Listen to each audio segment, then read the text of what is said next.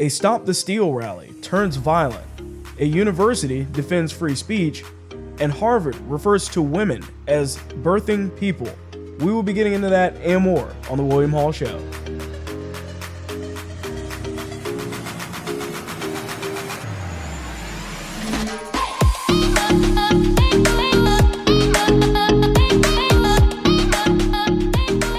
All right, so Andrew Cuomo received an award for inspiring leadership, and this is all because of his supposed COVID-19 tactics during the actual pandemic.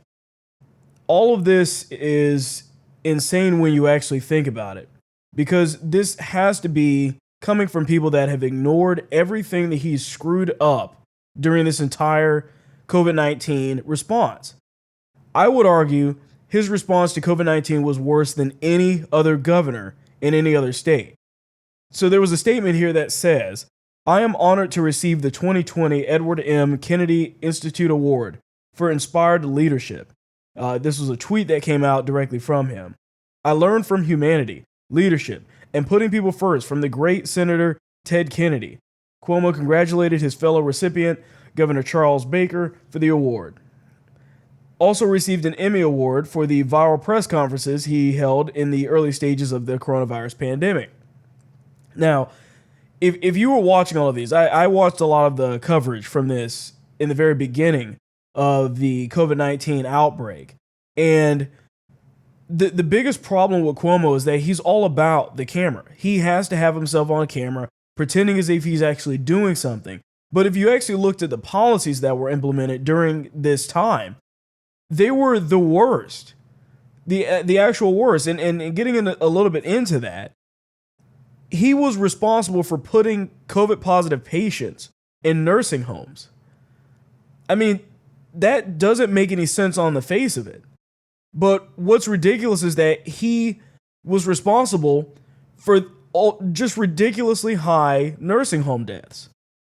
All of that is directly his fault. It was his apparent judgment, and in this situation, inspired leadership, that led to a massive rise in COVID deaths from elderly people, from people in nursing homes, obviously. This was the worst practice. It was him, Gretchen Whitmer, there was a few others, but if you recall, I mean, look at the old numbers. I don't know why, of course, the news is going to cover all of that up, but if you look at the old numbers there, New York had the highest deaths out of any state in the United States.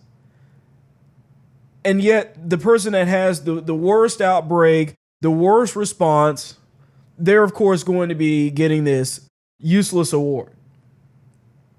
During this time, so New York also locked down completely during the kind of first stages of the coronavirus. But what's crazy about all of this is that the subways remained open the entire time. It's one of the stories that the mainstream news didn't really want to bring out there in front of people. But the actual subways were continuing to run. And I don't know about you, but I couldn't think of a more COVID contracting place than a subway system. I mean, it's underground, it's wet, there's no heat, there's no sun, and you have all of these people crammed onto these confined spaces while they are trying to prevent this outbreak. But that never was shut down the entire time. The oversight in all of this is ridiculous. This is what happens when you have people trying to pretend as if they did a great job, when in reality, they did the worst job out of anyone else. It's just the typical kind of Democrats covering up for what they've done. Because Lord forbid, they actually give this award to someone like Ron DeSantis, who in the midst of all of this, we didn't have a ridiculous death toll like there was in New York and many of the other Democratic-run states. He actually locked down a bit in the beginning, and after looking at the numbers, because of course at the beginning, a lot of people were scared and confused and we didn't have a lot of data. But after looking at the numbers and seeing what was actually happening, Florida opened up. And we actually haven't seen a ridiculous spike that's any different than any other state that's still locked down right now. So it just goes to show that none of that makes sense. So between March 25th and May 8th, Approximately 6,326 COVID positive patients were admitted to nursing homes under the state health department. And that's all under Cuomo's leadership. Over 6,000 people put in nursing homes that had COVID-19. And there's some speculation about that being because of some type of monetary value or tax dollars or something like that they would have benefited from it. But the truth is that it's a terrible policy that clearly shows that they don't care. And the data that we do have shows that the elderly are the most vulnerable. And yet, here you have a person getting this award that basically means nothing because of the fact that they handle this worse than anyone else. It's just more of that, the things that the left tries to do. These awards that used to maybe mean something and now they don't mean anything at all because they're not based in any type of facts. They're just giving these to people and assuming that other people will just play along with it and just assume, well, he must have done a great job. They gave him this award. They do the same thing with the Time magazine, Persons of the Year. I think that went to Joe Biden and Kamala Harris, given that they haven't done anything. So that just goes to show how useless these awards are. So over the weekend, that started on Saturday, there was a Stop the Steal rally in D.C. And of course, as there have been in the other rallies, things became quite violent.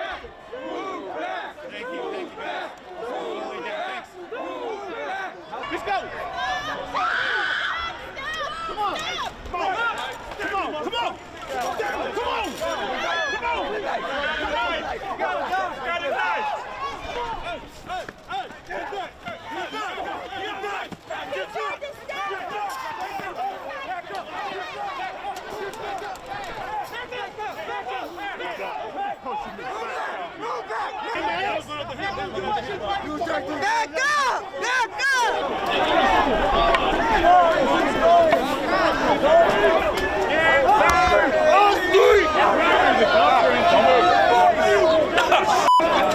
Now, of course, you're going to have the media come out and they're going to say these were, all about the Proud Boys. It was the MAGA supporters. They were the ones that were actually doing the punching or attacking people.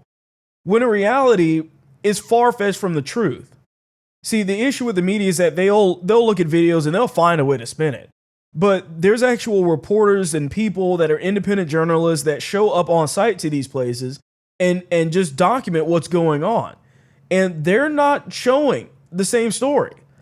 I mean, you literally have this dichotomy between what the media, the mainstream media is telling you, and then what the videos online on Twitter are telling you. It's a sad time in our society where we have to dig into all of these videos from people that aren't working for a living doing this, that actually have the accurate reporting. Yet at the news agencies, the mainstream media, these people that are getting a salary, that have been in this system for a long time, you can't trust because, of course, they're going to spin everything. So it was said that at least 4 stabbings occurred near a bar where Proud Boys gathered. 23 people were arrested under various charges for misdemeanor assault, assaulting a police officer, and rioting.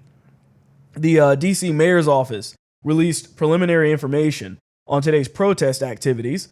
At least 23 arrests related to protests, including 6 assaults on police officers, 10 simple assaults, 4 riotous acts, at least 8 taken to hospitals, and 2 police officers. That's ridiculous. I mean, I made this post on Parler very recently where I said, if the Democrats actually believe that Biden won, wouldn't they be in the streets celebrating? Wouldn't they be the ones that were saying, hey guys, we won.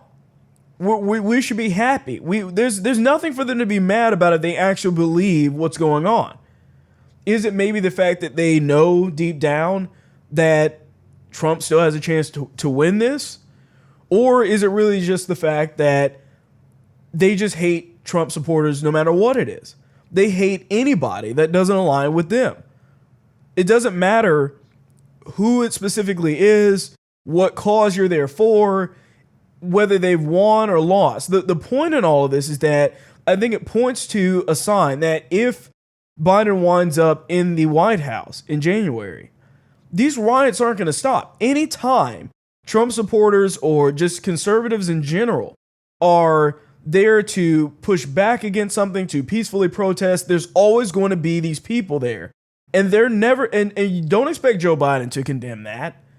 He hasn't condemned any of the other acts before this, the other riots that took place. He's not going to condemn any of these things at all after the fact, because he's just a stand-in type of candidate. He doesn't stand for anything. He has no backbone, and he is afraid and kneels to the radical left party. That's always the way that it's going to wind up going on. There's really not much that we can do about this except to have a group of people that push back on these rioters out of self-defense. That's what the Proud Boys are. But of course, the media is going to spin that all of a sudden against them and say, well, it's these white supremacists. They're doing this. They're saying that. And just completely flipping the entire story on its head because they just believe everybody that's watching it is stupid. Maybe some of them are. Maybe most of them are. But either way, the truth has to be told. And to be honest with you, we can't rely on the mainstream media to do their job and actually tell us and show us videos, raw footage of what's actually happening on the ground. They're only going to just tell you about something that happened if they report on it at all. If they can't spin it, you won't hear about it. That's basically how it works with the mainstream media. Speaking of which, because we are the new media, we are the actual media that's going to change and can change the landscape. That is why I started this show. And that is also why you can support me on Patreon. That's just patreon.com/William5849. And this show is also available on Spotify for those that want an audio-only option. So a New Jersey gym amasses more than $1 million in fines. Why, you might ask? Is because of the fact that they refused to actually close their doors.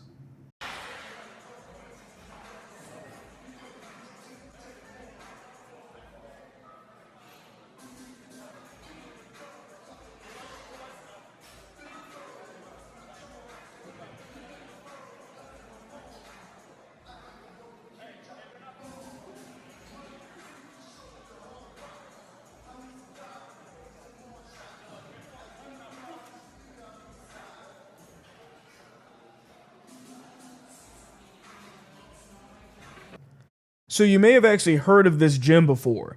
They actually made the news a few months ago, or I guess way earlier in the year, when they refused to close their doors during the initial wave of lockdowns. This was, and they actually did it at first. I believe they said they did lock down for maybe a few weeks. And then after we started getting more data, they were basically saying, this doesn't make sense. These deaths aren't lining up with enough for us to say we should shut down everything we're doing. Now, this gym's doing a lot more than I believe most businesses are. Anyways, they were actually putting in different filtering systems in their through their AC. They were obviously making everybody sanitize. All the equipment was getting sanitized like crazy throughout the day. They put in so many different procedures, but all they asked was that they were able to continue operating and running their business. But the New Jersey governor was not having it. They did everything in their power to shut them down. So the co-owner, Ian Smith, this is Atlas Gym in New Jersey, has repeatedly made headlines for fully opening his gym in defiance of Murphy's mandates, which restrict the number of people allowed in gyms and compel people to wear masks. Governor Murphy has thrown everything he possibly could to shut us down. He has arrested my partner and I, given us over 60 citations, some of them criminal. He fines us $15,000 per day, every day we're in operation. Our fines are totaling over $1.2 million, but every single day Frank and I open our gym. I mean, these are the true patriots, and I think they mentioned this before. That they had an interview on CNN with Chris Cuomo, and it kind of went viral because the owner just had to speak the truth about what was going on in New Jersey. You're knocking Trump because of the total numbers. I'm knocking Trump because he's not doing. Hold on. 53% of the deaths. 53.3% of the deaths. 0.6% of the population. Frank. Bottom line, that's a stat that nobody's talking about. Frank, watch your mouth. We're on television. They actually say that liquor stores are essential. Every place that you can go into Home Depot and Lowe's is essential. I disagree with that. Okay, we're all essential. Everybody's essential. And bottom line is, this isn't about opening up a gym. They have violated everyone's constitutional rights. We all have the right to make a living. We all have a right to actually do what we want to do as Americans. We are promised liberty. And they have actually put such oppressive restrictions on us that it's just unacceptable to us. We're being blamed by the governor for being reckless when we're doing more than what he does in long-term care facilities. I get your argument. I get your argument, and I think that you should have a fair hearing on it. It's out of control. It's out of control. It's all that happens is conclusionary statements with no science and data to back up that our gym or any small business for that matter is more responsible for deaths and the spread of COVID than any other one. All I'll say, Ian, I don't think death is the right metric. I would argue that the gym is a place to keep people safe. This is a place where people come to build their immune systems, to build the strength of their body physically on the outside and the inside. We're being villainized as small businesses in general, that we're responsible for this spread, but over 50% of the deaths are coming from places that are supposed to be under governors' control. I understand, and there's no question, Frank. Frank, give me a chance. Give me a chance, Frank. 16, we have had 15,009 visits to our facility, 0 positive cases. And in the other part of the interview as well, he mentions that he's not political. He's just trying to run a business. The thing is that, yeah, some businesses aren't going to be really hurt by this. Some businesses might actually benefit from some of these things. But the problem is that for a lot of people, when you're talking about putting them out of work, a real case study needs to happen into what do the numbers actually show. Is this really proven to work? Are lockdowns effective? How many times are we going to do this? And it just keeps happening over and over and over again. And at some point, these people have to put food on the table. I played a video last week on the show of the lady that was complaining about the fact that her restaurant was closed, but a movie theater was able to stay open. There's no consistency to any of these types of lockdowns. And that's one of the biggest problems with trying, once again, to put policy in place that doesn't affect everyone the same way. It's different. They're saying, well, a bar has to close, or a bar can only serve these types of drinks, and then certain gyms have to close, but not these other types of things. It's so inconsistent. It doesn't align across all industries. And even if it did, people have the right to be able to run a business. And the fact is that if the people that are going in there are that worried about it, they wouldn't be there in the first place. But yet they are there. They're still going to work out. They're still actually trying to maintain their health. And there's nothing that the state should be able to say about it ultimately. And that's why I support this gym, and they've been great since then. Dan Bongino is one of the people that actually showed up as well to support the gym. In the very first part of them actually going viral about the lockdowns. So the gym owners also stated that 83,000 visitors have come to his gym without a single case of COVID-19. What's happening to the middle class, small businesses in America, is nothing short of a complete tragedy. I will go as far as to call it criminal. You are putting people out of business for good. You are making them reliant on big government. You are taking away their civil liberties under the guise of pretending like you care about public health. And that is a 100% true statement. I couldn't summarize it better myself. You can't do this. It is bordering on unethical at this point. there's a point in which you have to really take a hard look at the numbers. And we need to compare this to other things that have happened. And we need to ask ourselves, are lockdowns effective? Of course, the issue is that they only delay. That was their purpose. Now it's just stay in your home. Well, when people go back out, they're going to get it at some point.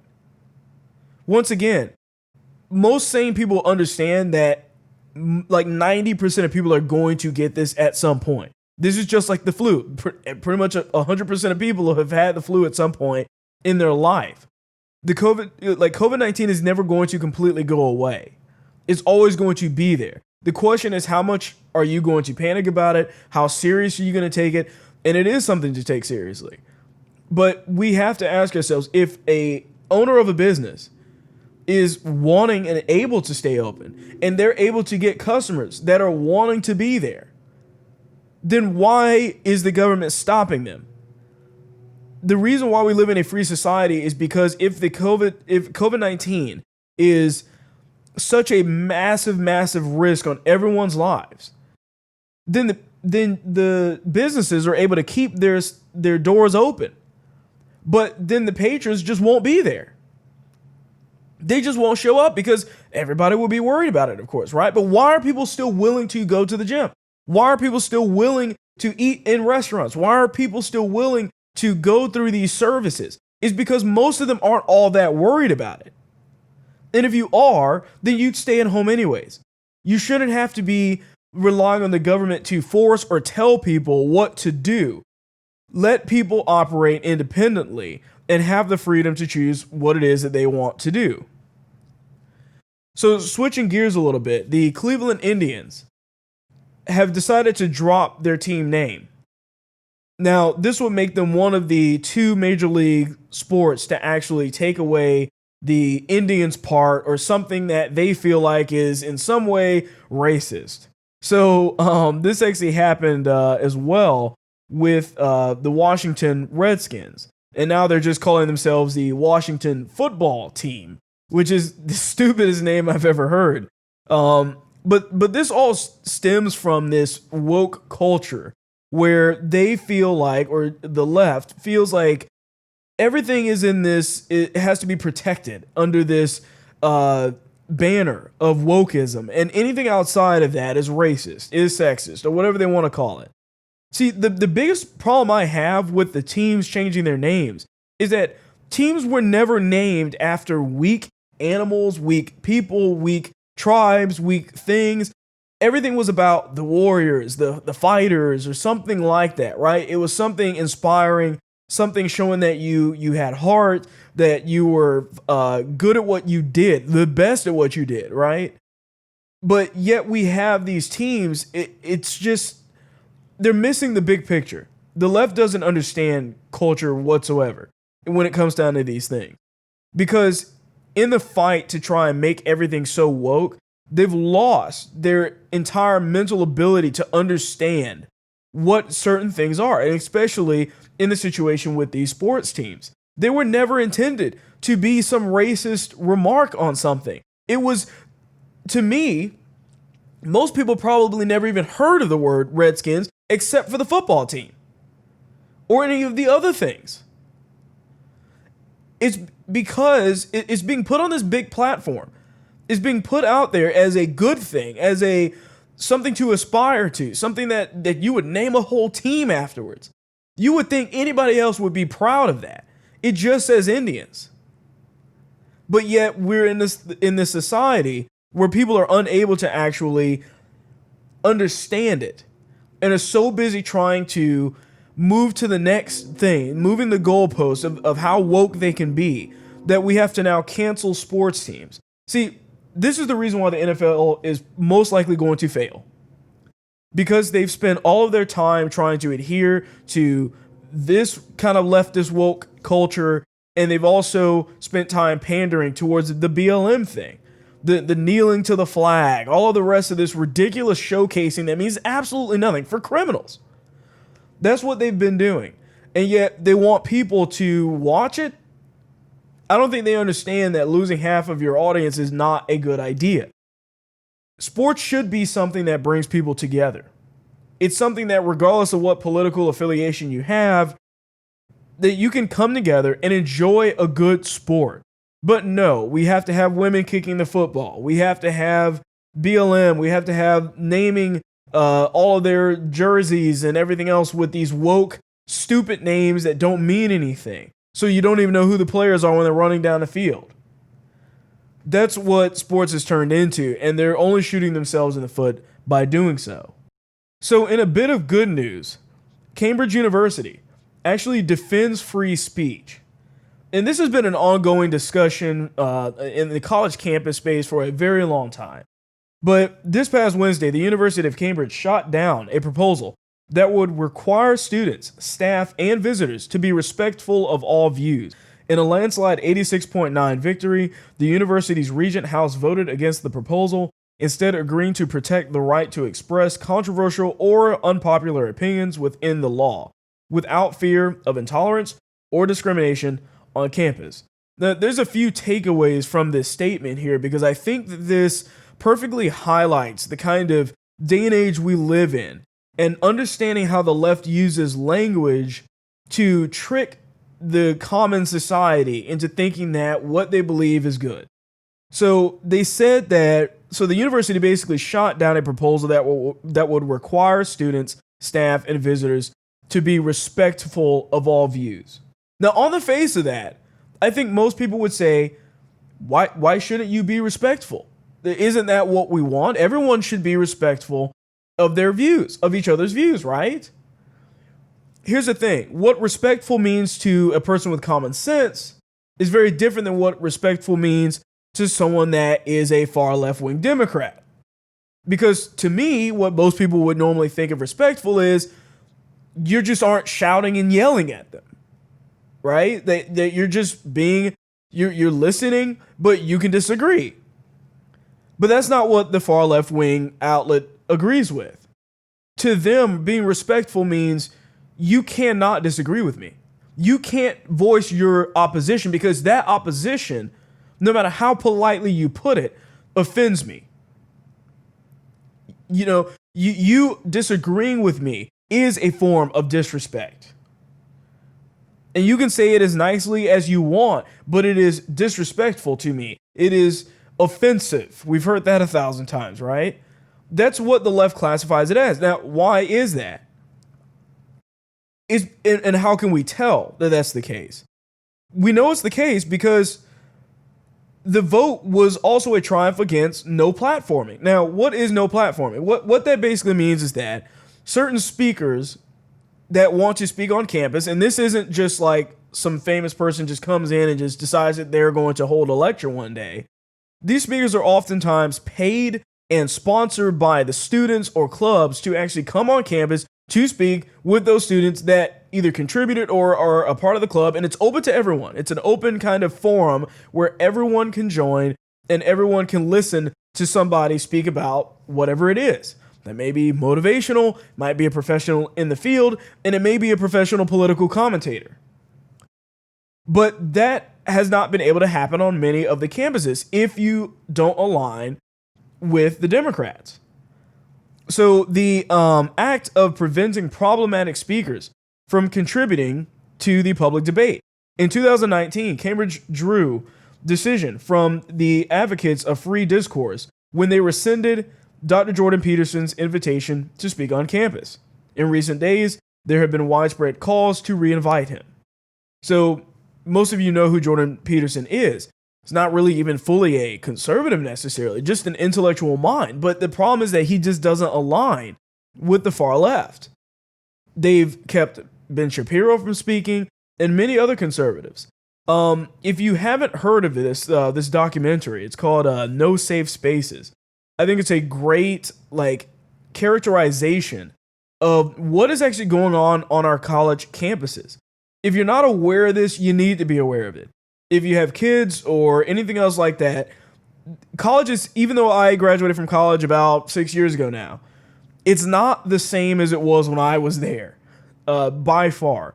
It has gotten so radical, and they are solely focused on indoctrinating kids in every class, in classes that you wouldn't think even would have anything to do with politics. most of the professors, most of the institutions, and everything surrounding it are a bunch of radical left-wing Democrats. Most colleges don't even have a conservative professor. Most don't have a centrist professor. And of course, all of that injects itself into every fabric of the higher educational system. So that is clearly a problem. But the fact is that students and people in general are smarter when they hear opinions that are different than their own. It's not about you changing your entire worldview because you heard a good argument for something else. It's just the idea that you even know it exists. The problem with college campuses today is that they're bringing up students and young adults in a bubble. And then when they get into the real world and they realize that, oh, 50% of people don't agree with me, what goes from a tolerance or an understanding or knowing that it even exists turns quickly into just a misunderstanding. They don't know how somebody could believe this. And that is what creates all of this hatred towards conservatives, because they don't understand what it is. They don't understand how somebody could possibly not want $1,000 stipend in everyone's wallet every month. They don't understand how that could be possible. They don't understand why generally people or conservatives specifically, are against abortion. They don't understand these arguments because they've gone through their entire lives without ever having to hear an opposing opinion. Who knows? Maybe they heard a good argument. That may not mean that they will change their entire worldview, but they at least know that it exists and they've seen somebody speak about that. That is why we need our universities to follow suit of Cambridge and others that have come out in support of free speech that will allow for students to actually hear opposing opinions. And universities should be hiring professors that don't align necessarily with the far left wing party. Students should be able to have opposing opinions because that is what ultimately makes you smarter.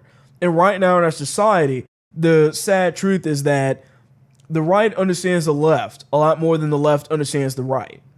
Doesn't mean we agree with them, but we know all of their arguments. I mean, I could tell you everything they're going to say in opposition to anything that I would bring up. But most of the time, they can't do the same for us because they just refuse to understand. They didn't actually do the research to get to that point.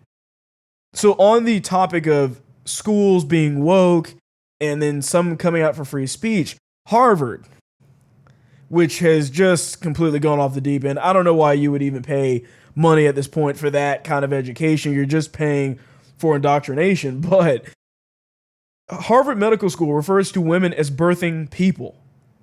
I'm dead serious, okay? So they put out a tweet, and it says, quote, globally, ethnic minority pregnant and birthing people suffer worse outcomes and experiences during and after pregnancy and childbirth. These inequities have been further highlighted by COVID-19. Now, that was 2 sentences, but the fact is that there are so many lies spun in that short period of words that it boggles my mind. So starting off here, it says ethnic minority pregnant and birthing people. First of all, why this is nothing but the woke left wing stuff, because all you're starting it off with race. Okay.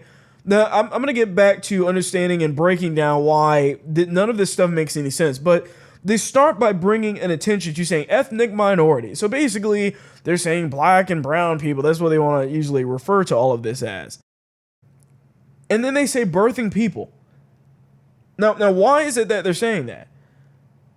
They're bringing this up because the left believes that people is a gender-neutral term, which it kind of is. It doesn't refer to a specific male crowd or a specific female crowd. It's just people, right? Like they or whatever it is.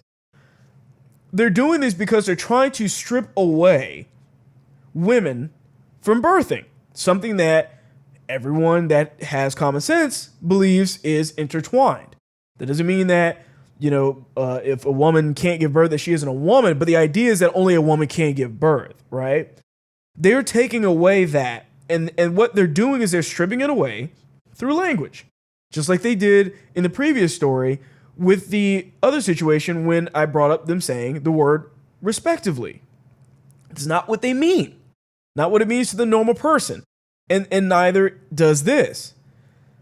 Birthing people is meant to deliberately take away the actual fact that women are the only people that can give birth. And what they're doing by making this happen is opening up their argument that men or women could give birth, which is insane. I'll be honest, it doesn't make any sense. And they say that now they suffer worse outcomes and experience during pregnancy and childbirth. Now, what's substantiating that? I have no idea. They said it because apparently it's true now. So now, if you're an ethnic minority giving birth, it's just automatically just worse for you. You have a worse experience. No idea who they're bringing this up from. No idea who they're sourcing with this. And then they go on and say that these inequities have been further highlighted by COVID-19, which also, once again, the left likes to pull by saying that minorities were hit hardest by COVID-19 and blah, blah, blah, blah, blah. Look, ultimately, this isn't important and has nothing to do with anything. But like I said, the biggest takeaway is them trying to redefine biology. The left believes that if we just say stuff and just basically attack and yell at the people that disagree with us, they'll just come right along at some point. They don't care to actually make a good argument, as you can see in these two sentences. There's no argument here. It's just, if we say it, it must be true. This is not what you do when you treat the people you're talking to like they have a brain. What you're doing is you're treating them like idiots because you're saying, well, if they see me say it, then they'll just believe me with no evidence. That's not how this world should work, and that's not how it works either. There is a such thing as objective truth, and the left doesn't want that to be the case. Because 5 years ago, this argument never would have come up from anyone. Not one person, Democrat, Republican, or anybody else, would have been making this argument. But all of a sudden, it's the way it is. Because, see, that's the problem with leftism in a nutshell, is that it can't stay still. It can't stay stagnant. It can't have a core set of beliefs and kind of operate on that sense. It has to always be changing and moving forward. Hence the progressive wing, right? It has to keep moving. But by moving forward, they're actually moving backwards, right? Drawing attention to ethnic minorities is only basically arguing for segregation, which they've done before, by the way. I mean, these are the same people at Harvard and other colleges that have said, well, if you're a black person or if you're a person of color on any of these college campuses, then you must be just so overwhelmed. You must be just kind of offended by everything around you. And you need to hang out and be around people that are just like you, in your own dorms with people that are just like you, and be only in classes with people that are just like you. Sounds a lot like segregation, except they're willing to go along with it in the name of wokeism. This is where things are going. We're only going to see this enhanced as time goes on. But remember to always watch the language of things. Just because something sounds good on its face. Like, what's wrong with people? There's nothing wrong with people. It's how you're using it. Okay? Especially coming from them. Ignoring biology does not change objective truth. It doesn't matter what they do. It won't change it. The left loves to do this. They love to do it with our Constitution. They love to do it with these things as well. With science, they'll say, oh, we're the party of scientists, while meanwhile just completely throwing science out the window when it fits their narrative. it doesn't matter, and they don't care for the rules. Anything that's a rule, anything that's a hard truth or a stopping line or a stopping point is an obstacle for them to get past. And they'll do that by cleverly fighting this battle. These things aren't won in an instant. The battles that the left has to make everything progressive. It doesn't happen in a month. It doesn't happen in 6 months or a year. It happens over the course of years. And all they have to do is just redefine what words mean. And that's what they do. They redefine what respectful means. They redefine what people means. And then they say, well, they're birthing people now. And then people just start putting that all over the place. It's on ads. It's over here. They start teaching this in the schools to your children, to other people. And then before you know it, everybody just starts adopting this language, not even realizing what they're actually saying, not realizing what's actually happening. The left uses language to fight its arguments, and they have to redefine what is already in place in order to make that happen. That is all I have for you today. I thank you for watching, and I will see you on the next one. You just watched an episode from The William Hall Show. Please remember to like, share, and subscribe.